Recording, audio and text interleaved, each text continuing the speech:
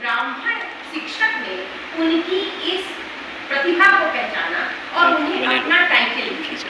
उन्हें कहा कि अब आप आज से अंबेडकर नाम लेकर के चले, यानी बाबा साहेब रामजी भीमराव अम्बेडकर। एक ब्राह्मण शिक्षक के द्वारा ब्राह्मण टाइटल की गई और आज एक ऐसा केंद्र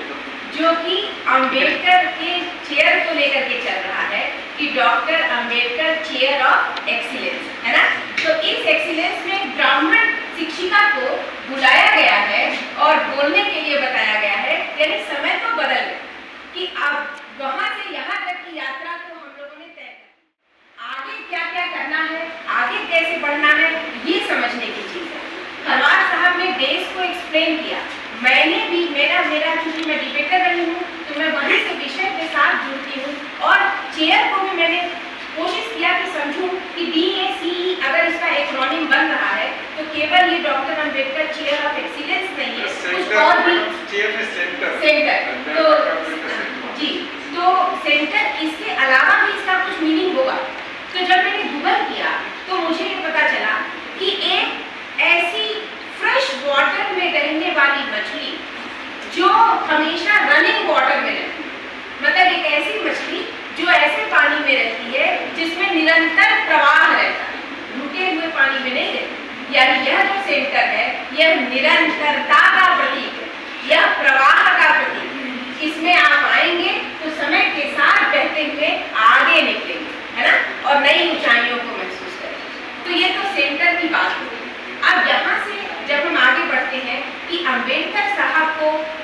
जीवन के उस समय के दौरान विश्लेषण किया जाता, यानी जो उनका कार्यकाल था, जो उनका कालखंड था, उस दौरान की विवेचना कभी कभी की जाती है और कभी कभी उससे ऊपर उठ करके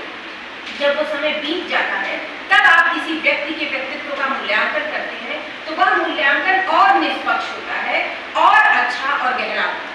क्यों मैं इस बात को कह रही हूँ? क्योंकि आप कल्पना कीजिए कि एक महाजाति के परिवार में 14वें बच्चे के रूप में जन्म लेना और विश्व पटल पर अपनी प्रतिभा का लोहा मनवाना, ये किसी फिल्मी पटकथा से कम नहीं, ये ईश्वर ने लिखा था कि ऐसा ही होगा और इस तरह से ये प्रतिभा ऐसे आएगी कि आने वाले समय के लिए प्रेरणा बनेगी कि हम जन्म से नहीं कर्म से जाने।